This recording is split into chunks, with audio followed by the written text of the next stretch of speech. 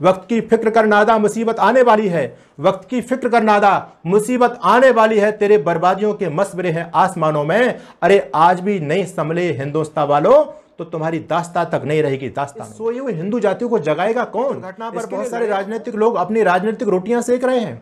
उनको थोड़ी भी शर्म नहीं आ रही कि हमारा हिंदुत्व पूरी तरह से रसातल की तरफ जा चुका है। जो भी हिंदुत्व की बात करता है, आज हिंदुत्व की बात करना जाग जाओ। तुम लोग अपने जातिवाद में बटे हुए हो। मुझे बड़ा दुख होता है। मैंने पूछा क्या दुर्घटना हुई, कहते जी उदयपुर के अंदर एक दर्जी को मार दिया गया। अरे डूब मरो, हिंदुत्व को जगाने का काम किया है इन विधर्मी मुसलमान लोगों ने, उसका सर कलम किया है। चाहे वो स्वामी श्रद्धानंद जी महाराज हो, चाहे धर्मवीर पंडित लेखराम जी हो, चाहे हमारे आदरणीय महाशय राज्यपाल जी हो। उदयपुर के अंदर जो दुर्घटना घटित हुई है, जिसमें हमारे भाई कन्हैयालाल जी का बलिदान हुआ है, उस घटना को लेकर के हम सभी सनातनी आहत हैं। सबसे पहले मैं अपने धर्मवीर भाई कन्हैयालाल को अपनी सच्ची श्रद्धांजलि समर्पित करता हूं। कल जो दुर्घटना घटित हुई है, ये हिंदू लोगों के गाल पर तमाचा है और कानों पर धमाका है। अगर इतना सब कुछ देखते हुए भी हम लोग जाग नहीं पाते हैं तो ये बात बिल्कुल सत्य है, सिद्ध है कि अब हिंदू केवल सोया हुआ नहीं है बल्कि हिंदू मर चुका है। मुझे बड़ा दुख हो रहा है इस बात को कहते हुए। आज भी हमारे बहुत सारे मूर्ख हिंदू प्रेम और भाईचारे की बात कर रहे हैं। कल की दुर्घटना पर बहुत सारे राजनीतिक लोग अपनी राजनीतिक रोटियां सेक रहे हैं। उनको थोड़ी भी शर्म नहीं आ रही कि हमारा हिंदुत्व पूरी तरह से रसातल की तरफ जा चुका है। जो भी हिंदुत्व की बात करता है, आज हिंदुत्व की बात करना इस देश में गुनाह बन चुका है। इन विधर्मी लोगों की ये योजना है, जो भी हिंदुत्व की बात करेगा उसके सर को कलम करना, ये अपना पुनीत काम समझते हैं, अपना धर्म समझते हैं। क्योंकि इनकी जन्नत इनको तभी नसीब होती है जब ये काफिर लोगों का वध करते हैं, उनके सर को काटते हैं। एक काफिर को मार करके ये लोग अपनी जन्नत में सीट रिजर्व करते हैं। तो ये इनका धर्म ग्रंथ इस बात को बता रहा है, इनको प्रेरित कर रहा है कि जितने ज्यादा से ज्यादा काफिरों को तुम मार दोगे, उतना ही तुमको जन्नत में तुम्हारा स्थान सुरक्षित होता चला जाएगा। मैं आपको बताना चाहता हूं, ये दुर्घटनाक्रम केवल आज से नहीं है। जिन जिन लोगों ने हिंदुत्व को जगाने का काम किया है, इन विधर्मी मुसलमान लोगों ने उसका सर कलम किया है। चाहे वो स्वामी श्रद्धानंद जी महाराज हो, चाहे धर्मवीर पंडित लेखराम जी हो, चाहे हमारे आदरणीय महाशय राज्यपाल जी हो, चाहे हमारे आदरणीय कमलेश तिवारी हो, और आज हमारे भाई कन्हैयालाल के साथ में जो दुर्घटना घटित हुई है, आप लोग सब जानते हैं। तो मैं आपको ये बताना चाहता हूं, आपसे ये पूछना चाहता हूं, अगर ये सब कुछ ऐसे ही चलता रहा तो आखिर आने वाले समय में इस सोए हुए हिंदू जातियों को जगाएगा कौन? इसके लिए लड़ेगा कौन? अरे पहले जिन लोगों ने तुम्हारी हिंदुत्व की लड़ाई लड़ी, उन लोगों के सर कलम कर दिए गए। जो आपके हिंदुत्व की लड़ाई में, इस धर्म युद्ध में लड़ रहे हैं, उनके समर्थन में यदि कोई बोल जाता है तो उसकी भी गर्दन काट दी जाती है। ये सब कुछ आपके देश में चल रहा है। दूसरी तरफ हमारे अपने ही गद्दार, मैं उनको गद्दार कहता हूं, हिंदू नहीं कहता, जो इतनी सारी दुर्घटनाओं को देखने के बावजूद भी आज भी उनसे प्रेम की अपेक्षा करते हैं, उनसे भाईचारा बताना चाहते हैं। अरे मैं आपसे ये कहना चाहता हूं, इन लोगों से कभी भी भाईचारा क्या संभव हो पाया? अगर इन लोगों से भाईचारा संभव होता तो मैं आपसे पूछना चाहता हूं, 500 साल तक हमको अपने देश में भगवान राम की मिट्टी में, भगवान राम के देश में, भगवान राम के मंदिर के लिए हमको इनसे लड़ाई लड़नी पड़ी। इस देश में जमीनों की कमी नहीं थी, लेकिन जितने भी ये आक्रांता इस देश में आए, सबने हमारे मंदिरों को तोड़ करके मस्जिदें बनाई।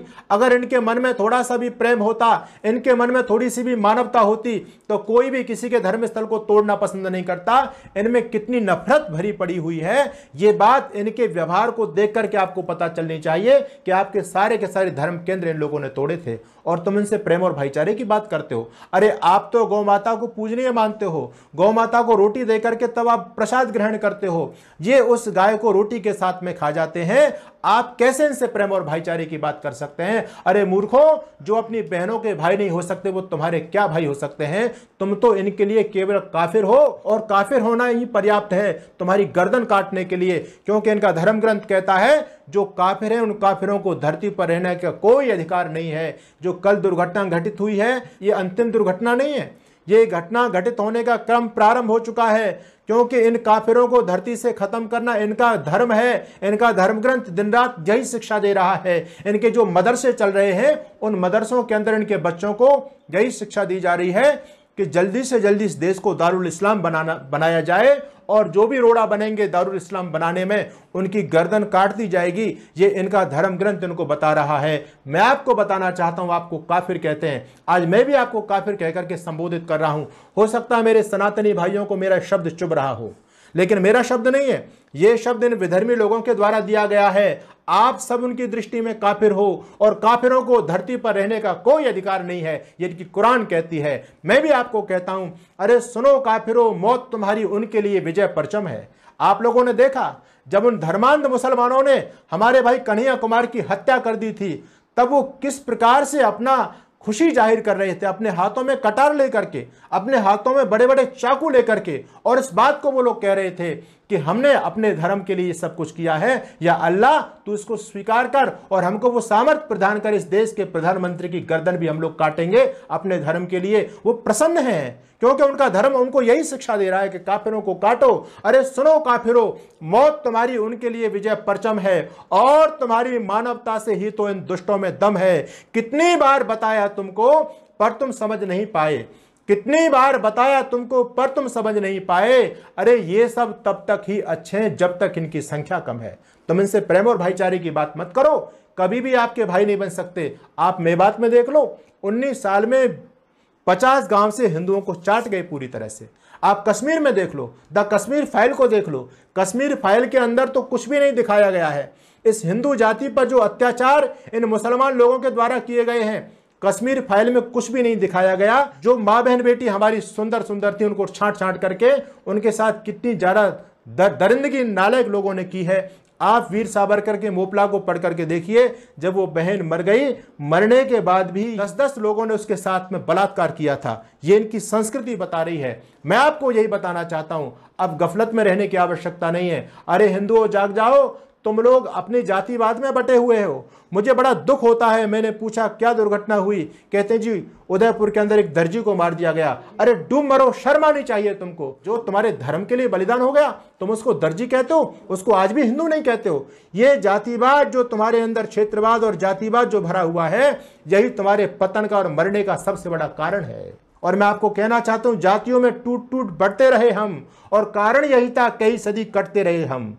जब जब हम बटे हैं तब तब हम कटे हैं। आज भी हम लोग बटे हुए हैं जातियों के अंदर।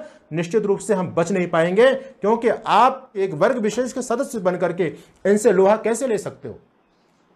अगर आप यादव बनकर के लड़ेंगे आपकी संख्या कम है, जाट बनकर के, राजपूत बनकर के लड़ेंगे आपकी संख्या कम है, आप बनिया बनकर के लड़ेंगे आपकी संख्या कम है। और जिस दिन आप हिंदू बनकर के लड़ेंगे, जिस दिन मां भारती के सारे सपूत अपने आप को हिंदू कहलाने में गौरवान्वित महसूस करेंगे और सारे एकत्रित हो जाएंगे, ये उस दिन ये कठमूल्य आपके सामने आ नहीं सकते।